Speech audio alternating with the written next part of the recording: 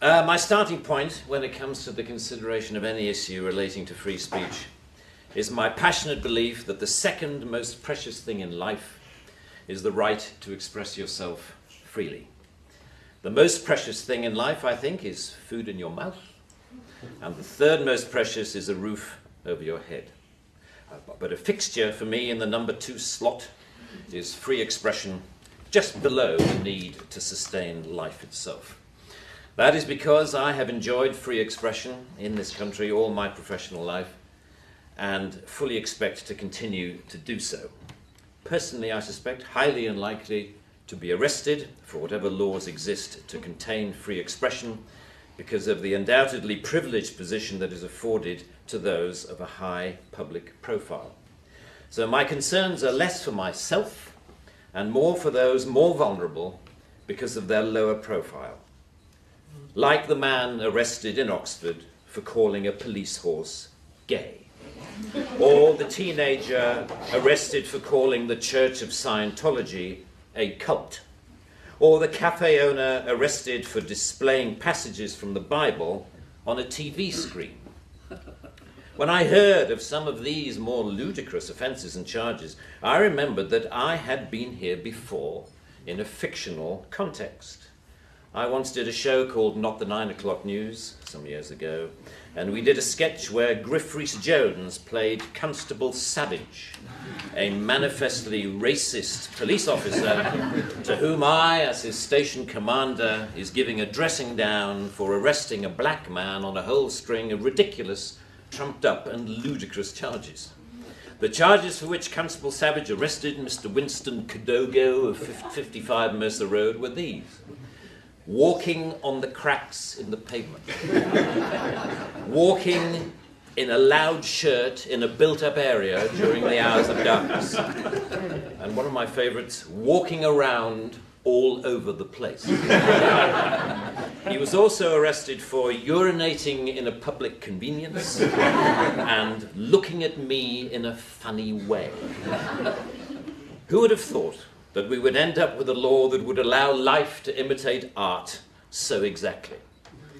I read somewhere a defender of the status quo claiming that the fact that the gay horse case was dropped after the arrested man refused to pay the fine, and that the Scientology case was also dropped at some point during the court process, was proof that the law was working well, ignoring the fact that the only reason these cases were dropped was because of the publicity that they had attracted.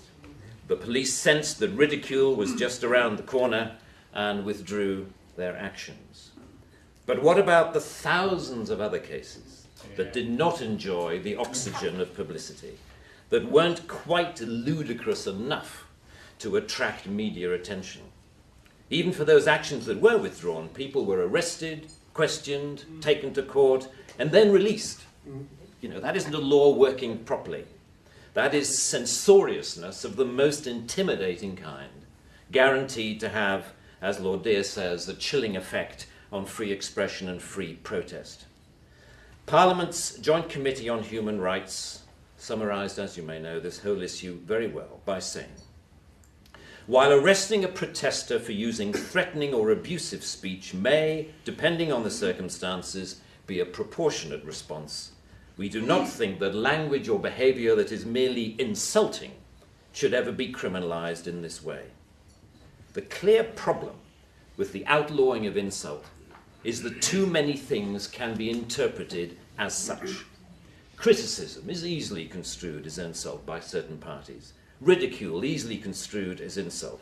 Sarcasm, unfavourable comparison, merely stating an alternative point of view to the orthodoxy can be interpreted as insult. And because so many things can be interpreted as insult, it is hardly surprising that so many things have been, as the examples I talked about earlier show. Although the law under discussion has been on the statute book for over 25 years, it is indicative of a culture that has taken hold of the programmes of successive governments, that with the reasonable and well-intentioned ambition to contain obnoxious elements in society, has created a society of an extraordinarily authoritarian and controlling nature. it is what you might call the new intolerance, a new but intense desire to gag uncomfortable voices of dissent. I am not intolerant, say many people, say many softly spoken, highly educated, liberal-minded people. I'm only intolerant of intolerance.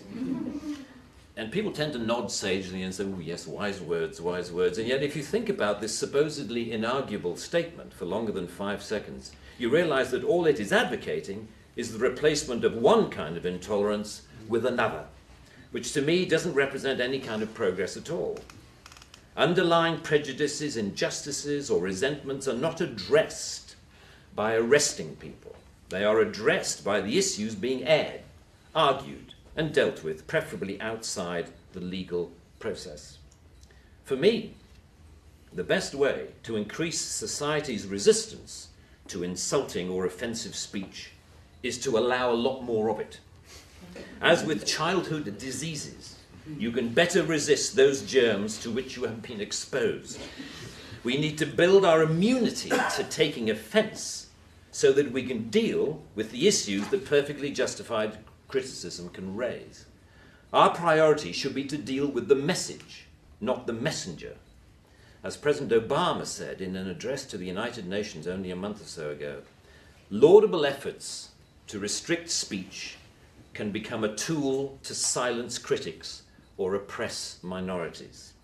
The strongest weapon against hateful speech is not repression, it is more speech. And that's the essence of my thesis, more speech.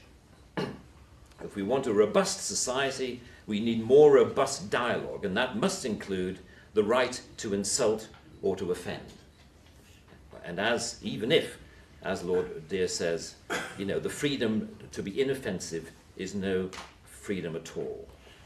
The repeal of this word in this clause will be only a small step, but it will, I hope, be a critical one in what should be a longer-term project to pause and slowly rewind a creeping culture of censoriousness.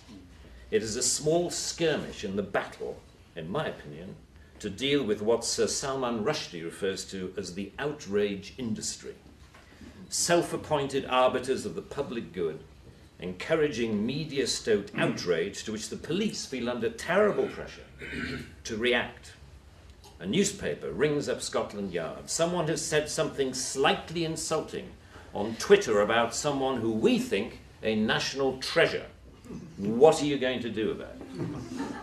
And the police panic and they scrabble around and then grasp the most inappropriate lifeline of all, Section 5 of the Public Order Act, that thing where you can arrest anybody for saying anything that might be construed by anyone else as insulting. They don't seem to need a real victim. They need only to make the judgment that somebody could have been offended if they had heard or read what has been said. The most ludicrous degree of latitude.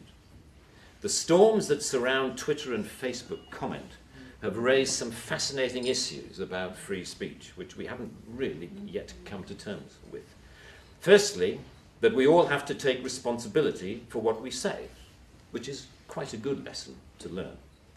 But secondly, we've learned how appallingly prickly and intolerant society has become of even the mildest adverse comment.